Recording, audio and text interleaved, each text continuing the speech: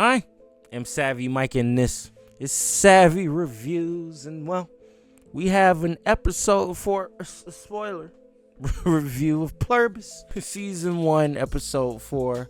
I believe it is titled, let me look it up. Please, Carol.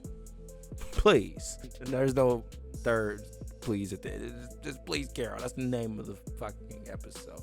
And in this episode, interesting enough, it starts off with kind of a flashback, but it gives us a moment that we really didn't experience, but we kind of did.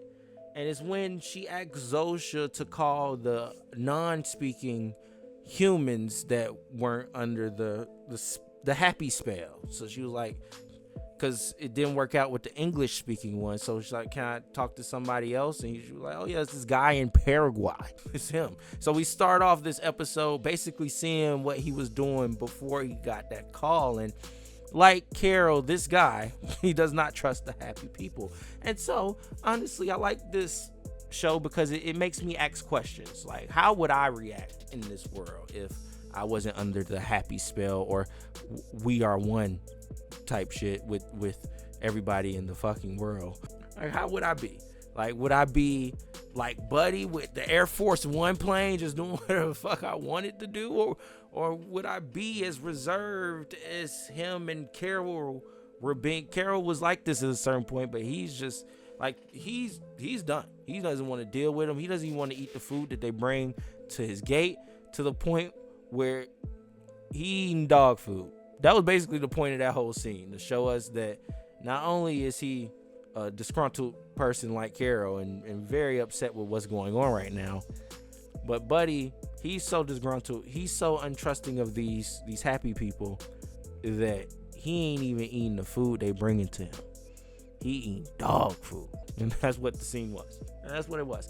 And honestly, as far as the good and bad in this episode goes, before I keep telling you what happens, because this is a spoiler review, but as far as the good goes, Rhea Seehorn killing it still. I love her as Carol. She is about as intrigued as you are in this world, but she's crashing out about it because she's actually in the world. So she's asking the same questions that you're asking. So in a sense, she is the viewer, but she's actually there. So she's actually dealing with it and experiencing it and going through it. And Rhea Seehorn plays Carol very fucking well.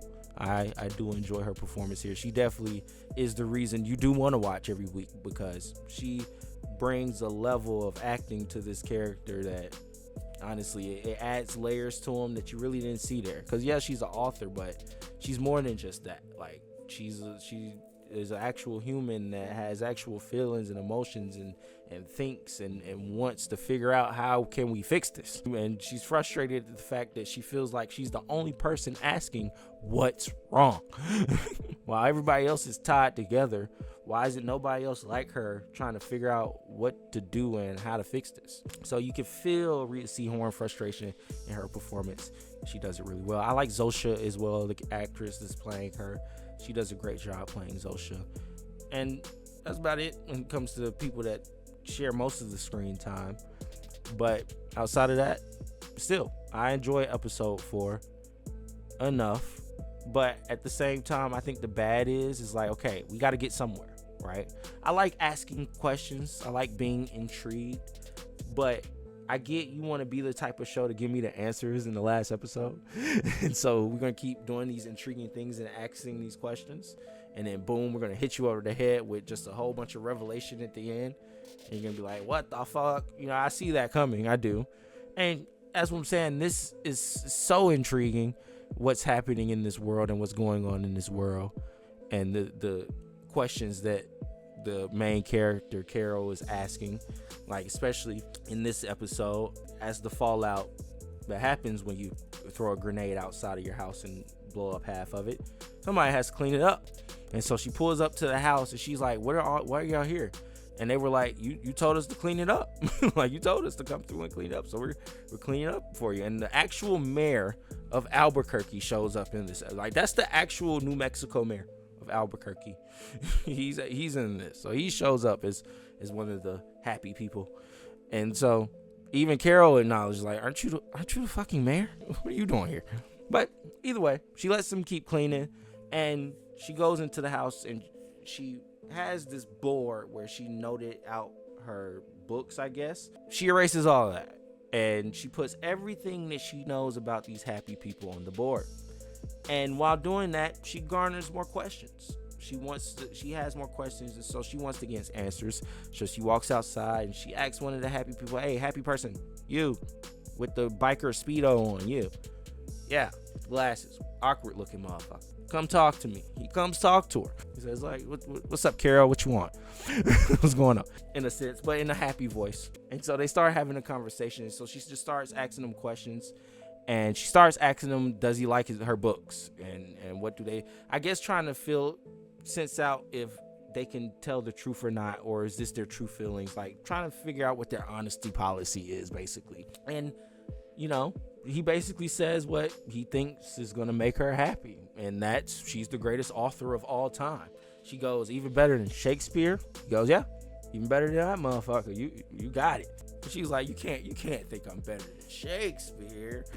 But the questions get deeper, and the deeper the questions she asks, the more they start to go into her ex's brain, the woman. So she asks, well, what did my ex think about this one personal book that I never put out, but I gave her to read because I really liked it. She thought it was mid. And Carol just couldn't wrap her head around that. She was like, are you serious? No, she didn't. What about the last? Well, she thought you. And then she was like, well, why did she ask to publish it? Finding out that her ex just really wanted to see her happy, just like the happy motherfucker. So that pisses Carol off. She makes him leave. And so she still wants answers, right? Carol's like, I need answers. I need real answers. I need honest answers. I don't want them to just tell me what's going to make me happy. Because in a sense, what she puts on the board is, yeah, they're not necessarily lying, but they're hiding things. Like, they're not telling the whole truth. They're just telling part of it. And so she's like, I need to get one of them, Zosha, sedated and drunk enough to tell me the truth. So she goes to the hospital, looks through the medicine to try and find, a little vial or something that she can use. And then one of them pull up like, hey, Carol, what are you looking for in here with all these chemicals? And she's like, can you get me some heroin? He's like, whoa, we thought you stopped doing that. And she was like, how you know I used to do heroin? Like, nigga, we know. We thought you stopped doing that. She's like, well, fuck it. I'm going to do some heroin. And he's like, okay, coming right up. And then she's like, yeah, find me a needle too. And he's like, you don't want to snort it? Like, it's like suggest, like, in a sense, trying to talk her off the ledge. But Carol's at this point like, fuck it, I want to go off the ledge. Literally. Give me the H. Give me the heroin. I want to shoot that shit out. Period. So they go get the heroin for her. And while they get the heroin for her, she finds some, I guess, clinically tested drugs in this hospital room. And she steals that and takes that with her. And so she goes home and she gets everything set up to do heroin, but she doesn't do the heroin. She flushes it down the toilet. She doesn't even touch it. And she puts the clinically tested and proven drugs in the little syringe, and she shoots herself up with that to see if it get her high enough to tell some unwarranted truth. So she set up a camera. Like, she wants to get blackout high to where you're just being as honest as possible. And that's what she does. And once she realized that's what the drug did, she goes, okay, this'll work. Goes back to the hospital where Zosha is, recovering from the wounds of a grenade blowing up in her back. And Carol, for some reason, I guess, has the bright idea to shoot Zosha up with these sedated things that's going on, or with the drugs. And unfortunately, she either put too much in there because Zosha OD'd.